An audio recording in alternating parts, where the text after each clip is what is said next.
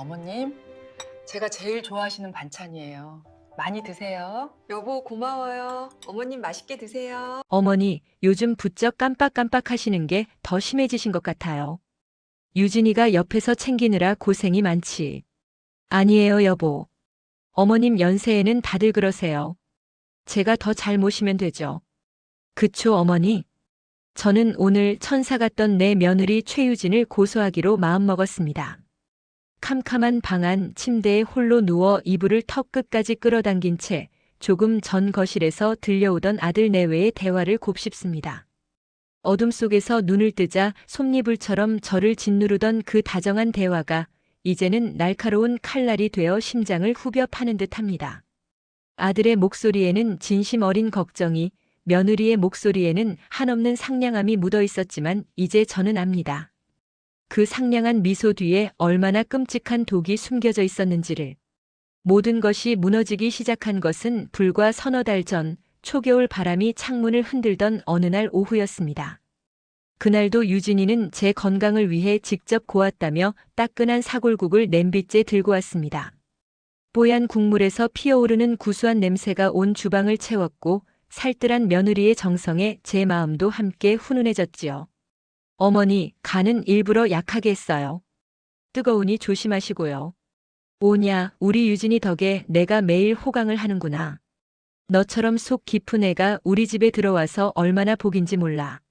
제 칭찬에 유진이는 늘 그렇듯 수줍게 웃으며 손사래를 쳤습니다. 해사한 얼굴, 나긋나긋한 말투, 몸에 밴 친절까지. 흠잡을 데 하나 없는 아이였습니다.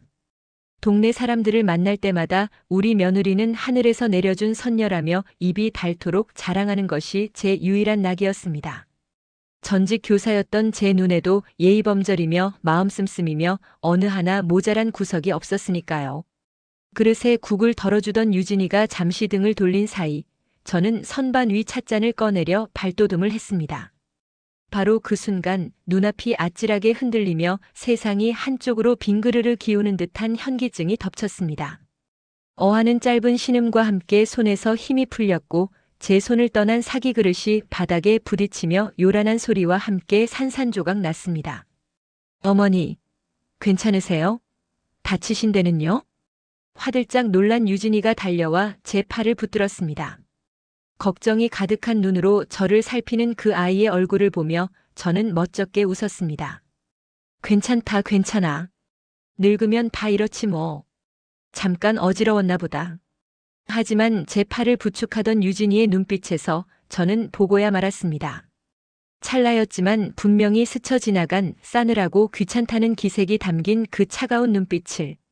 그때는 저도 제 눈을 의심했습니다. 내가 헛것을 봤나? 나이가 드니 눈까지 침침해져서 애써 고개를 저으며 대수롭지 않게 넘겼습니다. 유진이는 금세 다시 상냥한 얼굴로 돌아와 깨진 그릇 조각을 치우며 말했습니다. 어머니, 이제 정말 아무것도 하지 마세요. 주방 일은 전부 제가 할게요. 어머니는 편히 앉아서 쉬시기만 하세요. 그 말이 어찌나 달콤하고 고맙게 들렸는지요. 하지만 지금 돌이켜보면 그것은 저를 주방에서 제 삶의 공간에서 밀어내기 위한 치밀한 계획의 시작이었습니다. 그날 이후로 제 몸은 제 것이 아닌 것처럼 삐걱거리기 시작했습니다. 아침에 눈을 떠도 머릿속에 안개가 낀 것처럼 멍했고 조금만 걸어도 다리가 후들거렸습니다. 평생의 자부심이었던 기억력도 급격히 나빠졌습니다. 단골 은행의 비밀번호가 기억나지 않아 창구 앞에서 30분을 헤매기도 했고 심지어는 전화 통화를 하던 오랜 친구의 이름을 잊어버려 진땀을 흘린 적도 있었습니다. 어머니, 병원에 한번 가보시죠. 요즘 너무 기운도 없으시고 자꾸 뭘 잊어버리시잖아요. 노인성 우울증일 수도 있어요. 의사인 아들 선우는 제 증상을 전형적인 노화 현상으로 진단했습니다. 바쁜 아들에게 짐이 되고 싶지 않았던 저는 그저 고개를 끄덕일 뿐이었습니다. 그때마다 유진이는 제 손을 꼭 잡으며 아들을 안심시켰습니다. 여보, 너무 걱정 마. 어머니 옆에는 내가 있잖아. 병원 모시고 가는 것도 약 챙겨드리는 것도 내가 다 할게. 며느리의 그 헌신적인 모습에 아들은 감동했고 저 또한 미안하고 고마운 마음에 아무런 의심도 할 수 없었습니다. 유진이는 제 하루 식단을 꼼꼼하게 짜고 기억력에 좋다는 음식들을 매일같이 만들어 제 입에 넣어주었습니다. 그 정성스러운 음식들을 받아 먹으며 제 정신은 점점 더 혼미해져 갔습니다. 마치 늪에 빠진 것처럼 발버둥 칠수록 더 깊이 가라앉는 기분이었습니다. 그러던 어느 날 30년 지기인 옆집 영희가 찾아왔습니다. 늘 직설적이고 눈치 빠른 친구입니다. 유진이가 내온 향긋한 대추차를 마시며 이야기를 나누던 중 영희가 찻잔을 내려놓고는 제게 불쑥 말했습니다. 정수가 이상한 소리 같겠지만 내 며느리 말이야. 너무 완벽해서 오히려 사람 사는 것 같지가 않아. 영애 너는 별소리를 다 한다. 복에 겨운 소리 하고 있네. 아니, 내 말은 단 한 번도 흐트러진 모습을 본 적이 없어. 화를 내거나 귀찮아하거나 짜증내는 모습을. 어떻게 사람이 늘 천사 같기만 하겠니? 꼭 잘 만들어진 인형을 보는 것 같다니까. 영희의 말은 제 가슴에 작은 돌멩이 하나를 던졌습니다. 처음에는 말도 안 되는 소리라며 웃어넘겼지만 그날 밤 잠자리에 누워 곰곰이 생각해보니 섬뜩한 기분이 들었습니다. 단 한 번도 아니요라고 말한 적 없는 며느리, 언제나 완벽한 미소와 상냥한 말투, 흐트러짐 없는 태도. 그것은 헌신이 아니라 잘 짜인 연극처럼 느껴지기 시작했습니다. 그날 이후 저는 유진이의 사소한 행동 하나하나를 나도 모르게 관찰하게 되었습니다. 제가 음식을 남기면 안타까운 표정을 지으면서도 결코 자신은 그 음식에 손을 대지 않는 모습, 제가 약을 먹을 시간을 귀신같이 챙기면서 정작 그 약이 무슨 약인지는 두루뭉술하게 설명하는 모습, 아들 앞에서의 모습과 단둘이 있을 때의 미묘한 온도 차이, 이전에는 사랑스러워 보이기만 했던 모든 행동들이 기이하게 느껴졌습니다. 의심의 싹은 걷잡을 수 없이 자라났지만 물증은 없었습니다. 무엇보다 아들은 제 말을 믿어주지 않을 것이 뻔했습니다. 제정신이 아닌 늙은 어머니의 망상, 착한 며느리를 향한 시기심으로 치부할 게 불 보듯 뻔했죠. 저는 철저히 고립되어 있었습니다. 스스로가 미쳐가는 것인지 아니면 정말 끔찍한 진실이 숨겨져 있는 것인지 확인해야만 했습니다. 교사 시절 말썽쟁이 아이들의 거짓말을 간파해내던 제 안의 끈질긴 관찰력이 오랜만에 고개를 들었습니다. 그러다 문득 끔찍한 상상에 사로잡혔습니다. 혹시 내가 밤에 잠든 사이에 나도 모르게 집안을 돌아다니거나 위험한 행동을 하는 건 아닐까? 내 몸이 약해진 게 아니라 내 정신이 먼저 무너지고 있는 건 아닐까? 그 공포가 저를 행동하게 만들었습니다. 아들 몰래, 며느리 몰래 외출 준비를 했습니다. 어지러운 몸을 이끌고 동네 전파상에 가서 손바닥만 한 소형 CCTV를 샀습니다. 집으로 돌아와 떨리는 손으로 그것을 주방 구석, 장식용 화분 뒤에 아무도 눈치채지 못하게 설치했습니다. 제 행동을 제 눈으로 직접 확인하고 싶다는 절박함이었습니다. 그때까지만 해도 저는 제 의심의 화살이 저 자신을 향하고 있었습니다. 며느리가 아니라 망가져가는 제 자신을 의심하고 있었던 겁니다. 카메라를 설치하고 꼬박 이틀이 지난 오늘 오후였습니다. 유진이가 장을 보러 나간 사이 저는 방문을 걸어 잠그고 노트북에 CCTV 녹화 파일을 옮겼습니다. 심장이 미친 듯이 방망이질 쳤습니다. 화면 속에 익숙한 우리 집 주방이 나타났고 어젯밤과 오늘 아침의 영상이 시간 순서대로 재생되었습니다. 밤새도록 주방에는 아무런 움직임도 없었습니다. 저의 끔찍한 상상과는 달리 저는 얌전히 제 방에서 잠을 잤던 모양입니다. 안도의 한숨을 내쉬는 순간 화면 속 시간이 오늘 아침으로 바뀌었습니다. 화면 안으로 유진이가 들어왔습니다. 환하게 웃으며 아침 식사를 준비하는 모습은 제가 매일 보던 바로 그 천사 같은 며느리의 모습이었습니다. 밥솥에서 김이 모락모락 나는 밥을 2그릇 퍼담았습니다. 하나는 아들 선우의 것, 다른 하나는 제 것이겠지요. 그리고 바로 그때 믿을 수 없는 장면이 눈앞에 펼쳐졌습니다. 유진이는 선우의 밥그릇을 식탁에 놓은 뒤 제 밥그릇을 들고 싱크대 쪽으로 몸을 돌렸습니다. 주변을 잠시 살피는 듯 하더니 앞치마 주머니에서 작은 약병을 꺼내 들었습니다. 그리고는 망설임 없이 그 안에 든 흰 가루를 제 밥그릇 위에 털어 넣었습니다. 그것도 모자라 숟가락으로 밥과 가루가 잘 섞이도록 정성껏 비비기까지 했습니다. 그 모든 행동을 하는 내내 유진이의 얼굴에는 소름 끼치도록 온화한 미소가 걸려 있었습니다. 마치 세상에서 가장 맛있는 양념이라도 치는 것처럼 저는 숨을 쉴 수가 없었습니다. 노트북 화면 속에서 환하게 웃고 있는 저 악마의 얼굴과 매일 아침 어머니, 아하세요라며 그 밥을 내 입에 넣어주던 며느리의 얼굴이 겹쳐졌습니다. 배신감보다 먼저 온몸을 강타한 것은 생존에 대한 공포였습니다. 그동안 나를 잠식해오던 무기력과 혼란의 정체가 바로 저 흰 가루였다는 사실에 피가 거꾸로 솟았습니다. 저는 지금 이 모든 진실을 알게 된 채 다시 며느리가 차려준 저녁상 앞에 앉아 있습니다. 여전히 아무것도 모르는 아들은 제 걱정을 하고 있고 제 맞은편에 앉은 며느리는 더없이 다정한 미소로 제게 묻습니다. 어머니, 오늘 저녁은 입에 맞으세요? 기운 내시라고 특별히 전복을 듬뿍 넣었어요.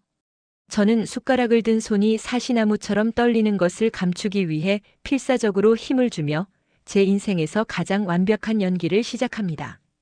숟가락을 쥔 손끝으로 전해져 오는 미세한 경련을 감추기 위해 나는 반대쪽 손으로 밥그릇을 단단히 붙들었습니다.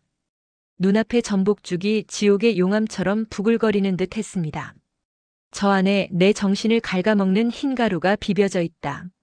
저것을 저 아이는 지난 몇 달간 매일같이 내 입에 넣어왔다. 헛구역질이 치밀었지만 나는 간신히 목구멍으로 넘어오는 신물을 삼켰습니다. 지금 무너지면 모든 것이 끝입니다. 교사 시절 수많은 아이들을 상대하며 익혔던 포커페이스가 지금처럼 절실한 적은 없었습니다. 맛있구나. 역시 내 음식 솜씨는 따라갈 사람이 없어. 내 목소리가 나 자신에게도 낯설게 들렸습니다. 한 글자 한 글자 힘겹게 내뱉는 동안 맞은편에 앉은 유진이의 얼굴에 안도하는 미소가 번지는 것을 똑똑히 보았습니다. 그 미소를 보자 비로소 알 수 있었습니다. 아, 저 아이는 내가 약 기운에 취해 제정신이 아닌 채로 그저 주는 밥이나 받아먹는 페인으로 전락하기를 얼마나 간절히 바라고 있는지를.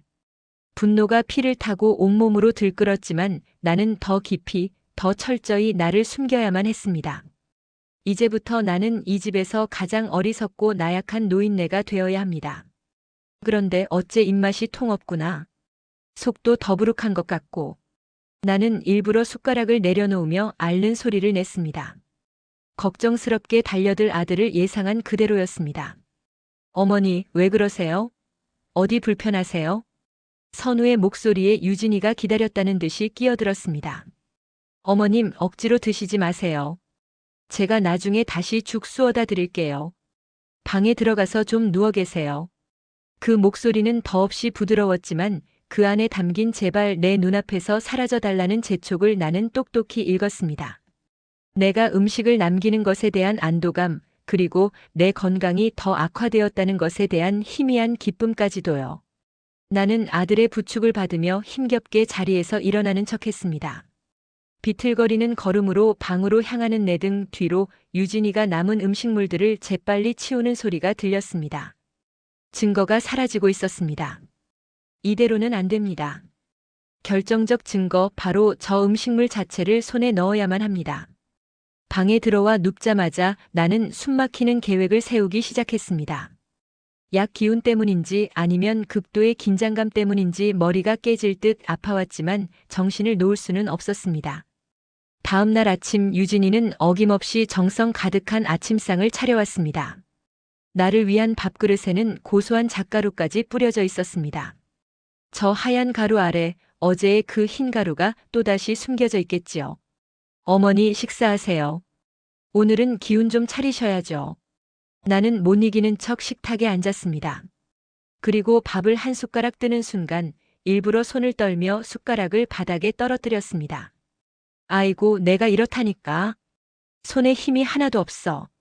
유진이가 허리를 숙여 숟가락을 줍는 그 찰나의 순간 나는 재빨리 앞치마 주머니에 숨겨두었던 작은 비닐 지퍼백을 꺼내 밥 한 줌을 낚아채듯 담았습니다.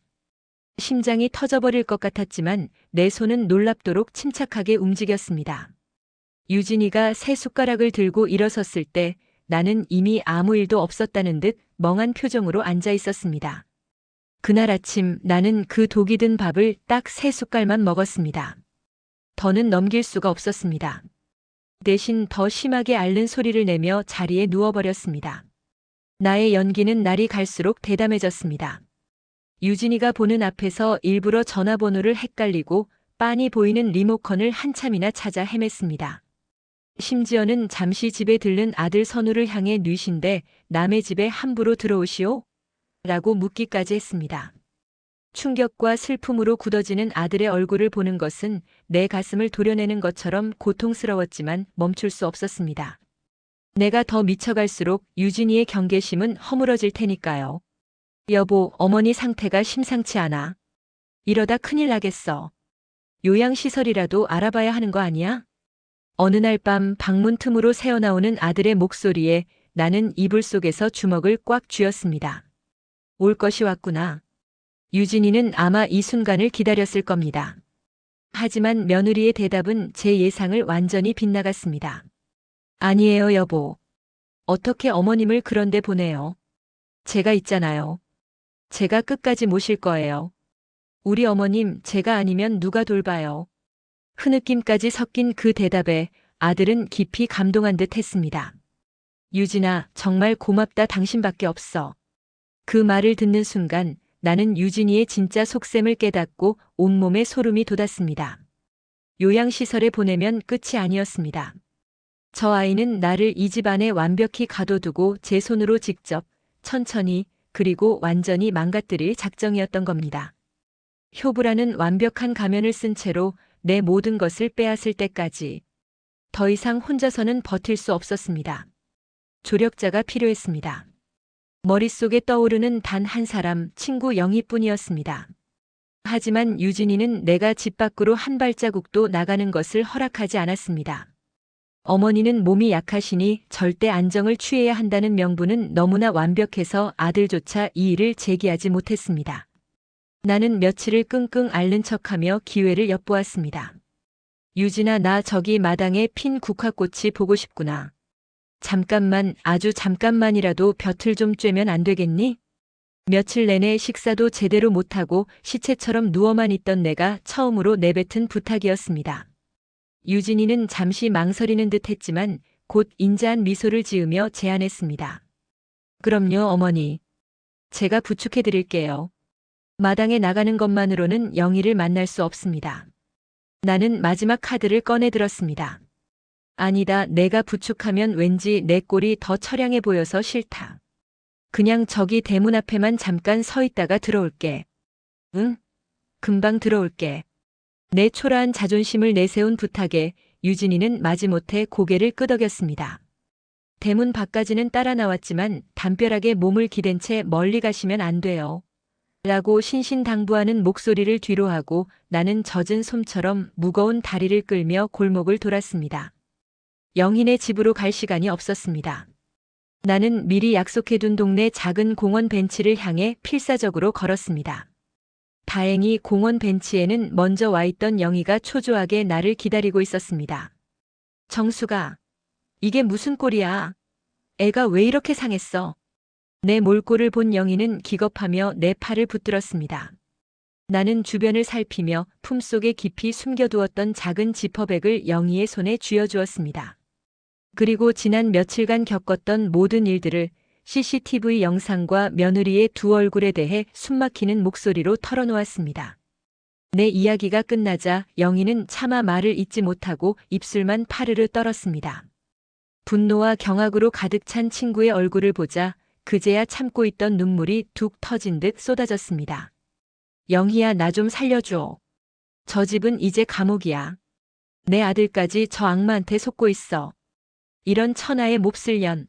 영희는 욕설을 내뱉으며 내 손을 꽉 잡았습니다. 걱정 마. 내가 어떻게든 알아볼게. 이 안에 든 게 뭔지 성분 분석부터 의뢰해보자. 아는 사람 수소문하면 사설기관이라도 찾을 수 있을 거야. 돈은 걱정 말고. 영희의 단호한 목소리에 희망의 빛이 보였습니다. 우리는 서둘러 헤어졌습니다. 유진이가 의심하기 전에 집으로 돌아가야 했습니다. 집에 도착하니 유진이는 대문 앞에서 팔짱을 낀 채 싸늘한 얼굴로 나를 기다리고 있었습니다. 어머니, 어디 다녀오세요? 금방 오신다면서요. 걷다 보니 옛날 생각이 나서 나도 모르게. 나는 일부러 더 횡설수설하며 초점 없는 눈으로 허공을 바라보았습니다. 유진이는 그런 나를 위아래로 훑어보더니 이내 다시 상냥한 목소리로 돌아왔습니다. 많이 피곤하시죠? 들어가서 어서 누우세요. 하지만 나를 부축하는 그녀의 손길은 그 어느 때보다 차갑고 강압적이었습니다. 그녀의 의심이 시작된 것일지도 모릅니다. 그날 이후 며칠은 피를 말리는 시간이었습니다. 나는 독이 든 음식을 받아들 때마다 아주 적은 양만 섭취하고 나머지는 몰래 변기에 버렸습니다. 그러면서도 겉으로는 약 기운에 더 깊이 취한 것처럼 하루의 대부분을 잠과 헛소리로 보냈습니다. 내 영혼이 갉아먹히는 기분이었지만 영희에게서 연락이 오기만을 기다리며 버텼습니다. 그러던 어느 날 오후 내가 볕이 드는 거실 소파에서 깜빡 잠이 든 척하고 있을 때였습니다. 유진이가 조심스럽게 외출하는 것을 느꼈습니다. 나는 실눈을 뜨고 그녀가 완전히 나가는 것을 확인한 뒤 조용히 2층으로 올라갔습니다. 아들 부부의 공간. 그곳에 가면 무언가 단서가 더 있을지도 모른다는 강한 직감이 들었기 때문입니다. 서재로 보이는 방에 들어선 순간 책상 위에 놓인 노트북이 눈에 들어왔습니다. 혹시나 하는 마음에 전원을 켜자 다행히 비밀번호가 걸려있지 않았습니다. 나는 떨리는 손으로 인터넷 접속 기록을 열어보았습니다. 그리고 거기서 충격적인 검색어들을 발견했습니다. 향정신성 약물 해외 직구, 노인성 치매 초기 증상, 성년 후견인 제도 신청 자격, 상속 재산 분할, 온몸의 피가 차갑게 식었습니다. 이것은 단순한 증오나 복수가 아니었습니다. 내 재산을 노리고 나를 법적으로 무능력한 사람으로 만들어 모든 것을 빼앗으려는 치밀하고 잔혹한 계획이었습니다. 바로 그때 노트북 화면 한쪽에 떠있는 메신저 창이 눈에 들어왔습니다. 유진이가 누군가와 나눈 대화였습니다. 상대방의 이름은 사랑하는 내 동생으로 저장되어 있었습니다. 언니 아직이야? 매달 이자 내는 것도 이제 한계야. 거의 다 됐어. 이제 스스로는 아무것도 못하는 단계니까. 의사인 남편마저 완전히 속았고. 그래도 불안해. 들키면 어떡해? 걱정 마. 이 집, 저 노인네 재산 전부 다 우리 차지가 될 날 머지않았어. 조금만 더 버텨. 내가 지긋지긋한 가난 이번에 완전히 끝내줄게. 나는 입을 틀어막았습니다. 눈앞이 캄캄해졌습니다. 이것은 유진이 혼자만의 범죄가 아니었습니다. 공범까지 있었습니다.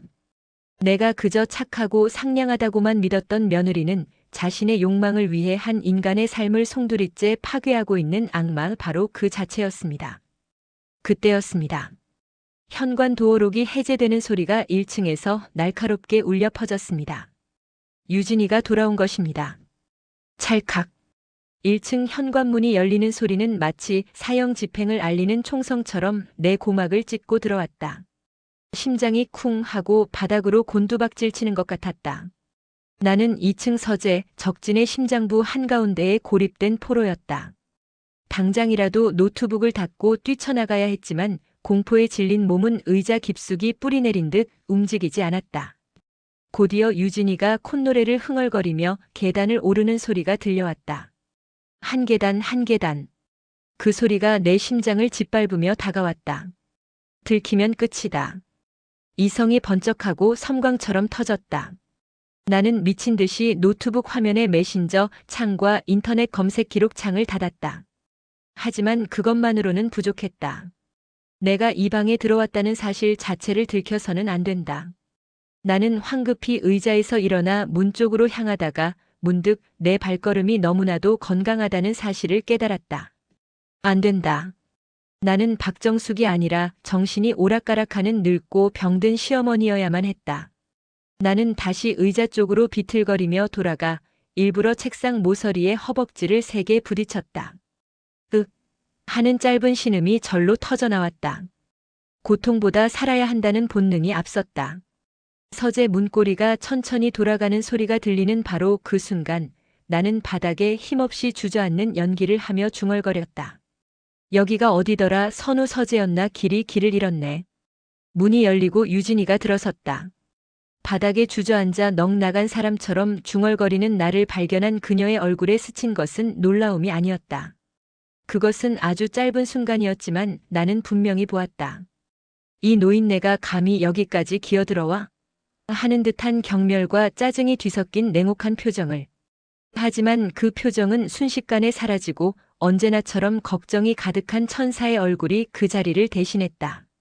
어머니, 여기서 뭐 하세요? 제가 얼마나 찾았는데요. 또 넘어지신 거예요? 유진이가 달려와 내 팔을 잡아 일으켰다. 나는 그녀의 손길에 온전히 몸을 맡긴 채 갓난아기처럼 흐느적거리며 일어섰다. 방에 가려고 했는데 계단이 자꾸 도망을 가서 여기가 내 방인 줄 알았지. 내 횡설수설에 유진이는 깊은 한숨을 내쉬었다. 그 한숨 속에는 아들을 향해 이것 보세요. 어머님 상태가 이렇게나 심각해요라고 보고하는 듯한 계산적인 의도가 깔려 있었다. 나는 그 의도를 알면서도 기꺼이 그녀의 연극에 장단을 맞춰주었다.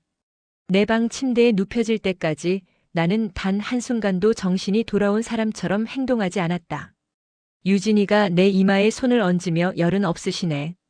푹 주무세요, 어머니라고 속삭이고 방문을 닫고 나가는 소리를 들은 뒤에야 나는 이불 속에서 터져나오는 울음을 삼키며 주먹을 꽉 쥐었다. 손톱이 손바닥을 파고드는 아픔이 심장을 도려내는 듯한 배신감에 비하면 아무것도 아니었다. 이제 모든 것이 분명해졌다. 이것은 우발적인 범행이 아니었다. 내 재산을 노리고 내 정신을 파괴하여 법적으로 나를 무능력자로 만든 뒤 모든 것을 합법적으로 집어삼키려는 거대하고 치밀한 계획이었다. 공범인 동생까지 있는 조직적인 범죄였다. 어쩌면 나는 이미 그들이 쳐놓은 거미줄에 날개가 묶인 나약한 나비에 불과할지도 몰랐다. 하지만 나는 교사였다. 평생을 아이들을 가르치고 옳은 것과 그른 것을 분별하며 살아왔다.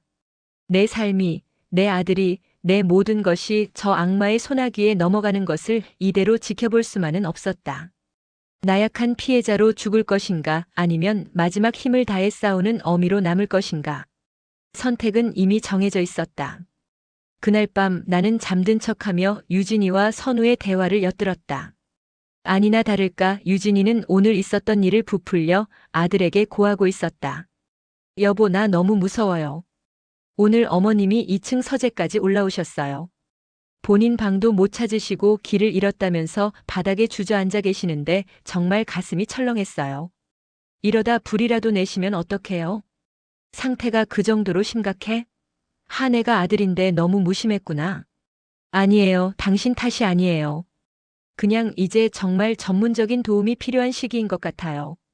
성년 후견인 제도 같은 거라도 알아봐야 하지 않을까요? 어머님 재산이나 안전을 위해서라도 제가 보호자가 되어서 어머님을 더 안전하게 지켜드리고 싶어요. 메신저에서 보았던 바로 그 단어, 성년 후견인이 유진이의 입에서 흘러나왔다. 아들은 의사이면서도 가장 가까운 곳에서 벌어지는 범죄의 낌새는 전혀 눈치채지 못한 채 아내의 진심 어린 걱정에 깊이 감동하고 있었다. 나는 눈을 감았다. 이제 아들은 내 편이 아니었다. 저 아이는 유진이라는 거대한 믿음의 성벽에 갇혀 진실을 보지 못할 것이다.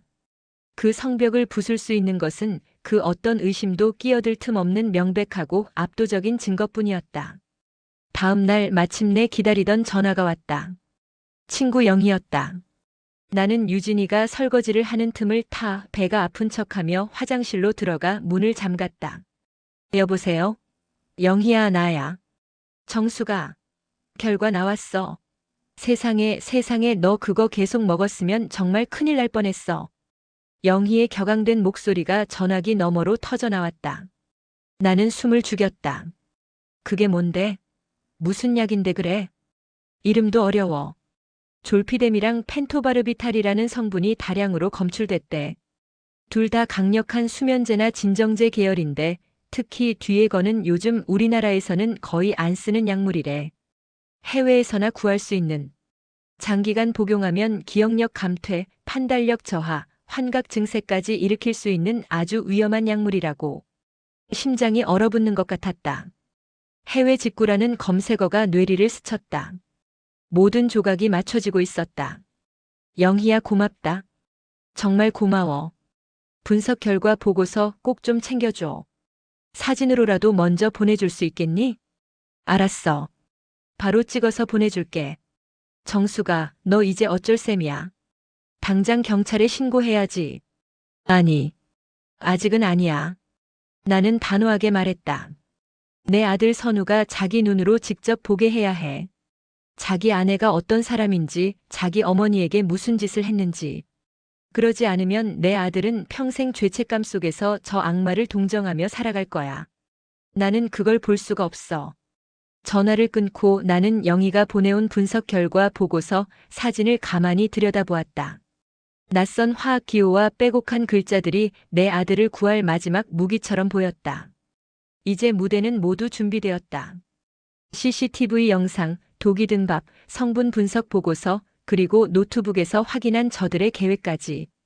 이제 남은 것은 배우들을 무대 위로 올리는 일뿐이었다.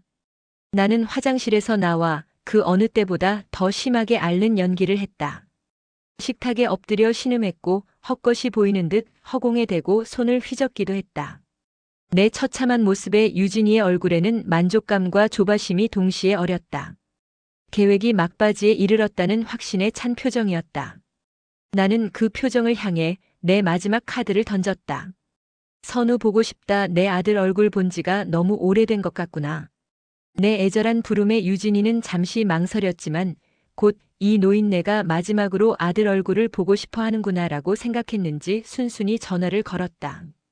아마도 아들 앞에서 내 상태가 얼마나 심각한지를 다시 한번 확인시켜 성년 후견인 제도를 추진할 명분을 굳히려던 속셈이었을 것이다. 여보, 어머님이 당신을 많이 찾으세요. 오늘 저녁에는 꼭 좀 일찍 들어와서 같이 식사해요. 네. 모든 것이 내 계획대로 흘러가고 있었다. 그날 저녁 퇴근한 선우가 무거운 얼굴로 집에 들어섰다. 유진이는 마치 마지막 만찬이라도 준비하듯 온갖 진수성찬을 차려냈다. 식탁의 분위기는 무거웠다. 선우는 나를 안쓰럽게 바라보았고 나는 여전히 초점 없는 눈으로 허공을 응시했으며 유진이는 두 사람 사이를 오가며 애써 밝은 분위기를 만들려 노력했다. 어머니, 많이 드시고 기운 차리세요. 선우 씨도 오늘 고생 많았죠? 이것 좀 먹어봐요. 유진이는 늘 하던 대로 내 밥그릇과 아들의 밥그릇에 정성껏 밥을 퍼담았다. 그리고 아주 자연스럽게 반찬을 가지러 가는 척하며 몸을 돌려 내 밥그릇에만 익숙한 손놀림으로 흰 가루를 섞었다. 그 순간을 나는 흐릿한 시야 속에서도 똑똑히 지켜보고 있었다. 아들 선우는 내 얼굴을 살피느라 그 장면을 전혀 보지 못했다. 마지막 만찬의 준비가 끝났다. 유진이는 환한 미소를 지으며 내 앞에 독이 든 밥그릇을 내려놓았다. 어머니, 식사하세요. 모두의 시선이 내게로 쏠렸다. 나는 떨리는 손으로 숟가락을 들었다. 그리고 밥을 푸려는 듯 하더니 갑자기 몸을 일으켜 선우 앞에 놓인 밥그릇과 내 앞에 놓인 밥그릇의 위치를 바꾸어 버렸다. 순간 식탁 위에 모든 소음이 멎었다. 유진이의 얼굴에서 미소가 증발했다. 선우는 어리둥절한 표정으로 나를 바라보았다. 어머니, 왜 그러세요? 유진이가 당황한 기색을 감추며 다급하게 내 팔을 잡았다. 어머님, 헷갈리셨나 봐요. 이게 어머님 밥이에요. 그녀는 밥그릇을 다시 원래대로 되돌려 놓으려 했다. 나는 그 손을 뿌리쳤다.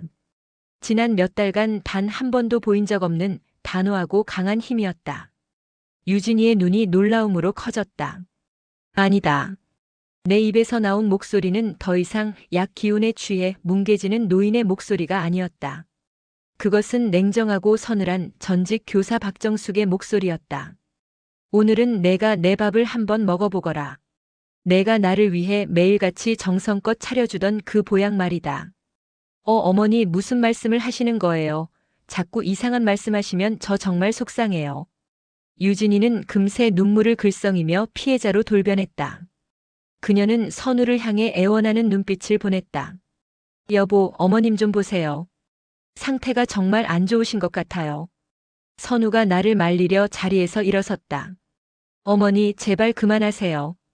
유진이가 어머니 때문에 얼마나 고생하는데요. 나는 내 아들을, 저 완벽한 악마에게 완전히 세뇌당한 내 가여운 아들을 똑바로 쳐다보았다. 그리고 품속에 숨겨두었던 휴대폰을 꺼내 식탁 위에 올려놓았다. 선우야. 내가 의사로서 한번 진단해 보렴. 내 어머니가 정말 노망이 든 건지 아니면 내 아내가 독사였던 건지. 나는 휴대폰 화면을 눌러 동영상 파일을 재생했다. 휴대폰의 작은 화면 속에서 며칠 전 아침 유진이가 내 밥그릇에 흰 가루를 타고 정성껏 비비는 모습이 고스란히 흘러나왔다. 환하게 웃고 있는 그녀의 얼굴까지 선명하게. 이게 뭐야? 선우의 목소리가 갈라졌다. 그는 믿을 수 없다는 듯 휴대폰 화면과 유진이의 얼굴을 번갈아 쳐다보았다. 유진이의 얼굴은 새하얗게 질려 있었다. 아니야 여보, 저건 오해야. 어머니 기억력 좋아지시라고 내가 가루로 된 영양제를. 영양제? 나는 코웃음을 쳤다. 그래. 졸피뎀과 펜토바르비탈이 섞인 아주 특별한 영양제겠지. 내가 약품의 이름을 정확히 읊자 유진이의 동공이 지진이라도 난 듯 흔들렸다. 그녀는 더 이상 말을 잇지 못하고 입술만 달싹거렸다. 나는 영희가 보내준 성분 분석 보고서 사진을 화면에 띄워 선우 앞에 내밀었다. 내가 의사니 더 잘 알겠지. 이 약들이 사람을 어떻게 망가뜨리는지. 지난 몇 달간 내 어머니는 내 아내가 주는 이 영양제를 매일같이 먹어왔다. 그래서 내 눈에는 내가 그냥 늙고 병든 치매 노인으로밖에 보이지 않았던 게고. 선우는 보고서를 확대해보며 거친 숨을 몰아쉬었다. 그의 손이 부들부들 떨리고 있었다. 그가 사랑하고 믿었던 아내의 헌신이 실은 끔찍한 독살 시도였다는 진실을 그의 이성이 따라가지 못하고 있었다. 유진아, 이게 다 사실이야? 대답해봐, 최유진. 아들의 절규에 가까운 외침에 유진이는 와르르 무너져 내렸다. 그녀는 바닥에 주저앉아 울부짖기 시작했다. 내가 그런 게 아니야. 다 동생이 시켜서 그런 거야. 빚 때문에 너무 힘들어서 나는 정말 그러고 싶지 않았어, 여보. 믿어줘. 마지막까지 책임을 회피하며 동생을 걸고 넘어지는 그 추악한 모습에 나는 마지막 쐐기를 박았다. 내 동생과 나눈 메신저 대화도 내가 다 봤다. 성년 후견인이 되어서 내 재산을 전부 가로챌 계획이었더구나. 지긋지긋한 가난을 끝내주겠다고 약속하면서. 안 그러니? 그 말에 유진이는 모든 것을 포기한 사람처럼 울음마저 멈추고 멍하니 바닥만 내려다보았다. 모든 것이 끝났다. 완벽했던 효부의 가면은 산산조각이 났고 그 뒤에 숨어있던 탐욕스러운 괴물의 민낯이 남김없이 드러났다. 선우는 망연자실한 표정으로 식탁 의자에 주저앉았다. 그의 세상이 무너져 내리는 소리가 들리는 듯했다. 사랑하는 아내와 존경하는 어머니. 그가 믿었던 세계의 두 축이 한순간에 가해자와 피해자로 나뉘어 버린 그 참혹한 진실 앞에서 그는 아무 말도 하지 못했다. 그저 텅 빈 눈으로 허공을 응시할 뿐이었다. 정적이 흘렀다. 식어버린 음식들 위로 한 가족의 파멸이 서늘하게 내려앉고 있었다. 나는 내 아들의 무너진 어깨와 바닥에 쓰러져 흐느끼는 며느리의 모습을 차가운 눈으로 번갈아 보았다. 지난 몇 달간 나를 짓눌렀던 혼란과 무기력은 사라지고 그 자리에는 모든 것을 끝냈다는 탄력감과 함께 앞으로 무엇을 어떻게 해야 할지에 대한 무겁고도 명징한 질문만이 남았다.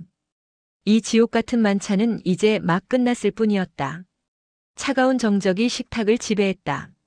김이 오르던 음식들은 진작에 온기를 잃고 싸늘하게 식어갔고 화려했던 진수성찬은 이제 막 벌어진 참극을 위한 제물처럼 보였다.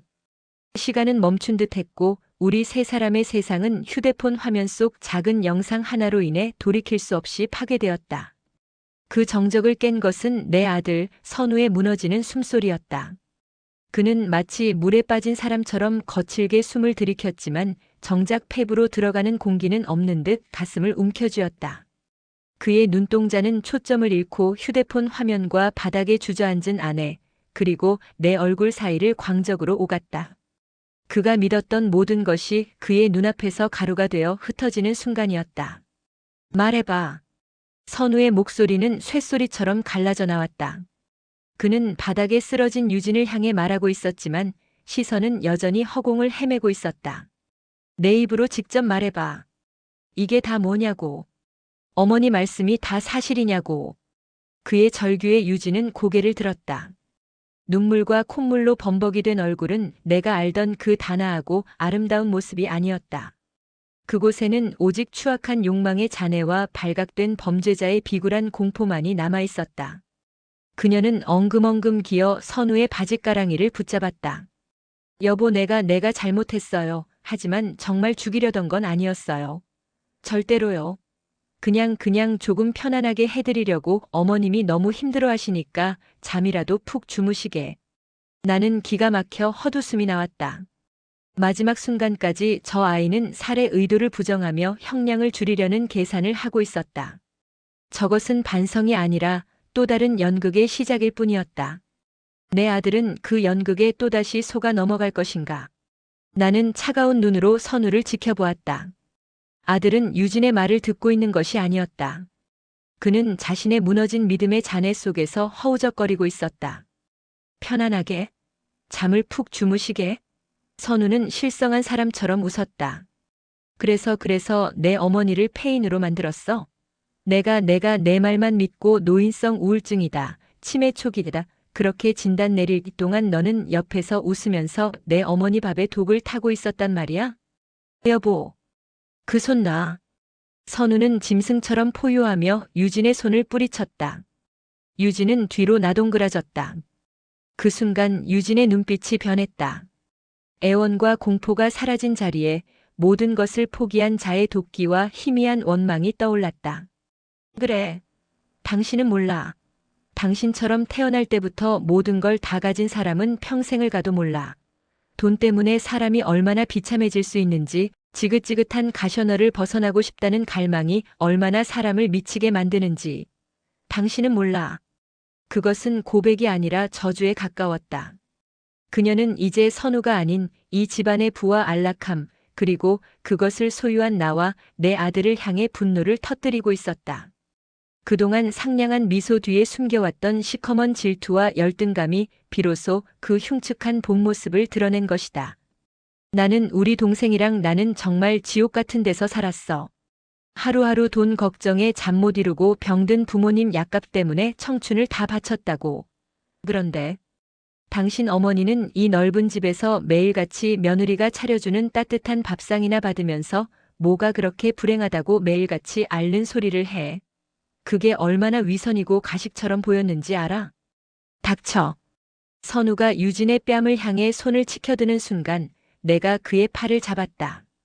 아들은 놀란 눈으로 나를 돌아보았다. 그만하거라, 선우야. 저런 말에 내 손을 더럽힐 가치도 없다. 내 목소리는 얼음장처럼 차가웠다. 나는 아들의 팔을 내려놓게 한 뒤 바닥에 쓰러져 헐떡이는 유진을 내려다보았다. 동정심은 단 한 톨도 잃지 않았다. 가난이 사람을 괴물로 만드는 것이 아니다. 사람 안에 있던 괴물이 가난을 핑계로 기어나올 뿐이다. 내 불행이 너의 죄를 정당화시켜주지는 않는다. 내가 한 짓은 그 어떤 이유로도 용서받을 수 없는 악행일 뿐이야. 내 말에 유진은 대답 대신 신경질적인 흐느낌을 터뜨렸다. 그 순간 선우는 더 이상 버티지 못하고 무너져 내렸다. 그는 식탁 의자에 주저앉는가 싶더니 이내 바닥으로 스르르 미끄러져 내렸다. 그리고 내 앞으로 다가와 어린아이처럼 내 무릎에 얼굴을 묻고 통곡하기 시작했다. 어머니, 제가 죄인입니다. 제가 불효자입니다. 아들의 뜨거운 눈물이 내 무릎을 적셨다. 어깨를 들썩이며 오열하는 아들의 등을 가만히 쓸어주었다. 수십 년 전 넘어져 무릎이 깨져 울던 어린 아들을 달래주던 그때처럼. 하지만 지금 아들의 상처는 무릎이 아니라 온 존재를 관통하는 깊고 끔찍한 상처였다. 어머니의 몸이 정신이 그렇게 망가져가는 동안 저는 아무것도 몰랐습니다. 아들이 의사인데 제 어미 하나 제대로 살피지 못했습니다. 저 여자의 거짓말에 속아서 어머니를 의심하고 어머니를 귀찮아했습니다. 어머니, 저를 용서하지 마세요. 제가 죽일 놈입니다. 아들의 자책과 고통이 칼날이 되어 내 심장에도 박혀왔다. 지난 몇 달간 내가 느꼈던 공포와 배신감보다 아들이 겪고 있을 이 지옥 같은 죄책감이 나를 더 아프게 했다. 나는 알고 있었다. 저 아이는 평생을 이 상처를 안고 살아갈 것이다. 사랑했던 아내에 대한 배신감, 그리고 어머니를 지키지 못했다는 죄책감. 그 두 개의 거대한 바위가 내 아들의 남은 생을 짓누르게 둘 수는 없었다. 나는 우는 아들의 등을 토닥이며 말했다. 일어나거라, 선우야. 내 목소리는 단호했다. 아들은 고개를 들지 못한 채 계속해서 흐느꼈다. 내 탓이 아니다. 너는 저 아이의 완벽한 연기에 속았을 뿐이야. 나 역시 그 연극의 가장 앞자리에서 기립박수를 치던 관객이었으니 너를 탓할 자격이 내게는 없다. 하지만 나는 아들의 어깨를 단단히 붙잡고 내 쪽으로 돌려 억지로 눈을 맞추었다. 눈물로 얼룩진 아들의 얼굴이 처참했다. 이제부터는 다르다. 진실을 알게 된 지금부터 내가 어떻게 행동하느냐에 따라 너는 평생을 죄인으로 살 수도 있고 다시 내 아들로 바로 설 수도 있다. 선택은 내 몫이야. 내 말의 의미를 깨달은 듯 아들의 울음이 서서히 잦아들었다. 그의 흔들리던 눈동자에 희미하지만 분명한 결의가 서리기 시작했다. 그는 비틀거리며 자리에서 일어섰다. 그리고 자신의 휴대폰을 꺼내 들었다. 그의 손가락이 112 세 개의 숫자를 향해 움직였다. 그 모습을 지켜보던 유진의 얼굴이 사색이 되었다. 안 돼. 여보, 제발. 신고만은. 한 번만 용서해주면 내가 평생 당신이랑 어머님 발밑에서 개처럼 살게. 제발. 유진이가 다시 선우에게 매달리려 했지만 선우는 얼음 같은 눈으로 그녀를 밀어냈다. 그리고 통화 버튼을 누르려던 순간 나는 그의 손을 막았다. 아니, 그 전화는 내가 하마. 선우는 의아한 눈으로 나를 바라보았다. 나는 그의 휴대폰을 가만히 내려놓게 한 뒤 내 휴대폰을 집어들었다. 이 사건의 피해자는 나다. 그러니 가해자를 법의 심판대에 세우는 것 또한 온전히 내 권리이자 의무여야지. 너는 내 아내의 남편으로서 그리고 내 아들로서 이 모든 과정을 고통스럽게 지켜보는 벌을 받거라. 그것이 내가 져야 할 몫이다. 나는 조금의 망설임도 없이 112를 눌렀다. 차가운 기계음이 몇 번 울리고 곧이어 침착한 목소리가 들려왔다. 네, 경찰입니다. 무엇을 도와드릴까요? 나는 거실을 둘러보았다. 바닥에 주저앉아 절망하는 며느리. 넋이 나간 채 서 있는 아들. 싸늘하게 식어버린 음식들. 한때는 행복의 상징이었던 이 공간의 모든 것이 비극의 증거가 되어 나를 압도했다. 나는 심호흡을 한 번 한 뒤 내 인생에서 가장 무겁고도 단호한 목소리로 입을 열었다. 네, 여기는 경기도, 주소는 저희 집에 존속 살해미수 사건이 있었습니다. 가해자는 제 며느리입니다. 전화를 끊자 집안에는 완전한 침묵이 내려앉았다. 유진은 모든 것을 포기한 듯 실성한 사람처럼 웃기 시작했고 선우는 창백한 얼굴로 벽에 기댄 채 눈을 감았다. 나는 소파에 앉아 경찰이 오기를 기다렸다.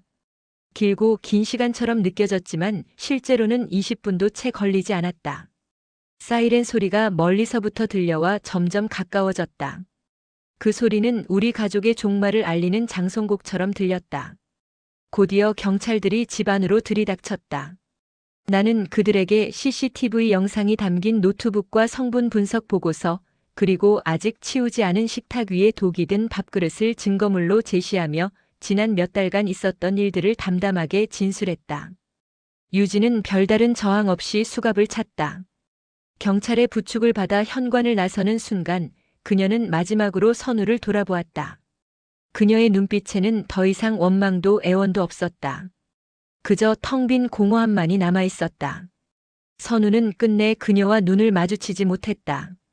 쾅 하고 현관문이 닫히고 유진이라는 존재는 내 인생에서 그리고 우리 집에서 완벽하게 지워졌다.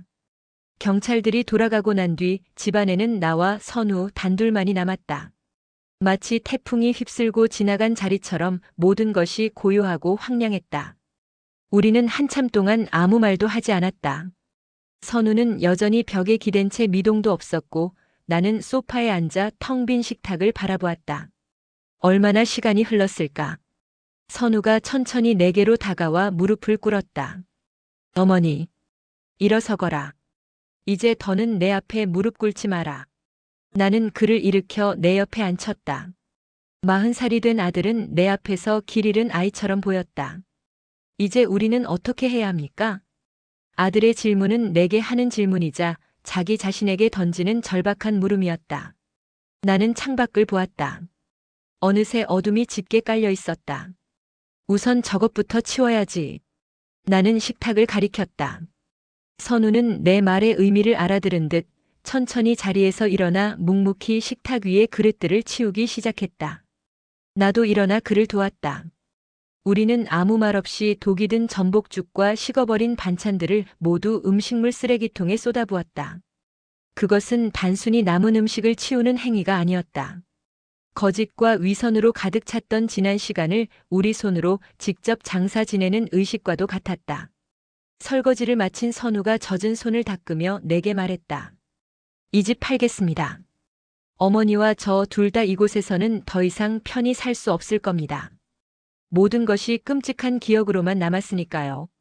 제가 병원 근처에 작은 아파트를 구하겠습니다. 거기서 제가 평생 어머니를 모시겠습니다. 속죄하는 마음으로요. 나는 고개를 저었다. 아니, 너는 너의 삶을 살아야지. 속죄라는 이름으로 내 인생을 저당 잡히지 마라. 그것은 내가 바라는 바가 아니다. 하지만 집은 팔아도 좋다. 나도 이 집이 이제는 감옥처럼 느껴지니까. 하지만 나도 내 삶을 살겠다. 작은 집을 하나 얻어 다시 내 이름 박정숙으로 살아갈 거야. 꽃도 가꾸고 미뤄뒀던 책도 읽고 영희랑 여행도 다니면서. 너는 내 상처를 치유하는 데 집중하거라. 내가 다시 웃음을 되찾고 너의 자리에서 환자들을 돌보는 좋은 의사로 살아가는 것. 그것이 내가 바라는 유일한 속죄다. 내 단호한 말에 선우는 눈시울이 붉어졌다. 그는 고개를 숙인 채 한참을 있더니 이내 작게 고개를 끄덕였다. 알겠습니다, 어머니. 어머니의 뜻대로 하겠습니다. 그날 이후 우리의 시간은 더디게 흘러갔다. 유진은 재판에 넘겨졌고 그녀의 동생도 공범으로 구속되었다. 지긋지긋한 가난을 끝내려던 자매의 탐욕은 결국 차가운 감옥에서 끝을 맺었다. 선우는 변호사를 선임해 이혼 소송을 진행했고 나는 몇 번의 경찰 조사를 받았다. 그 모든 과정은 상처를 헤집는 것처럼 고통스러웠지만 우리는 묵묵히 감당해냈다. 몇 달 뒤 모든 것이 정리되었다. 정들었던 2층 집은 다른 사람의 소유가 되었고 나는 동네 근처의 작은 빌라로, 선우는 병원 근처의 오피스텔로 각자의 보금자리를 옮겼다. 자주 만나지는 않았지만 우리는 매일 저녁 서로에게 안부를 묻는 전화를 했다. 우리의 대화는 어색하고 조심스러웠지만 그 안에는 과거의 상처를 딛고 서로의 삶을 응원하는 진심이 담겨 있었다. 나는 다시 흙을 만지기 시작했다. 베란다의 작은 화분에 상추와 깻잎을 심고 붉은 제라늄 화분도 들여놓았다. 매일 아침 새싹이 돋아나고 꽃이 피는 것을 보며 나는 나의 살 또한 그렇게 다시 피어날 수 있으리라 믿었다. 약기운은 서서히 몸에서 빠져나갔고 흐릿했던 정신도 예전의 총기를 되찾아가고 있었다. 나는 이제 더 이상 독이 든 밥을 받아먹는 나약한 노인이 아니었다. 내 삶의 주도권을 되찾은 강인한 생존자였다. 어느 주말 오후 선우에게서 전화가 왔다. 어머니, 이번 주말에 뭐 하세요? 왜? 별일 없다. 제가 어머니께 맛있는 밥 한 끼 차려드리고 싶어서요. 제가 직접요. 괜찮으시겠어요? 아들의 조심스러운 제안에 나는 잠시 말을 잃었다. 밥. 그 단어 하나에 담긴 지옥 같았던 기억이 순간 나를 덮쳤지만 나는 이내 옅은 미소를 지었다. 상처는 피한다고 사라지는 것이 아니다. 똑바로 마주보고 그 위에 새로운 기억을 더 씌워야만 희미해지는 법이다. 그래. 그러자꾸나. 내가 해주는 밥은 분명히 맛있을 게다. 나는 전화를 끊고 창밖을 내다보았다. 길고 혹독했던 겨울이 끝나고 어느새 세상에는 따스한 봄 기운이 완연했다. 앙상했던 나뭇가지 끝에 파릇한 새순이 돋아나고 있었다. 내 삶에도 그리고 내 아들의 삶에도 저렇게 새로운 희망이 돋아나고 있었다. 상처의 흔적은 영원히 남겠지만 우리는 분명 괜찮아질 것이다. 천사 같던 며느리가 내 밥에 몰래 넣고 있던 것은 끔찍한 독이었지만 그로 인해 나는 내 안에 숨겨져 있던 강인한 생명력과 내 아들의 진정한 사랑을 비로소 확인하게 되었으니까. 어쩌면 그것이 이 모든 비극 속에서 내가 찾아낸 단 하나의 의미일지도 몰랐다. 나는 베란다로 나가 봄볕을 쬐고 있는 제라늄 화분에 물을 주었다. 붉은 꽃잎이 햇살 아래 눈부시게 빛나고 있었다. 끔찍한 독살시도 여러분이라면 어떻게 하셨을까요? 댓글로 의견을 나눠주세요. 이 사연이 마음에 드셨다면 좋아요와 구독 잊지 마세요. 다음 영상에서 만나요.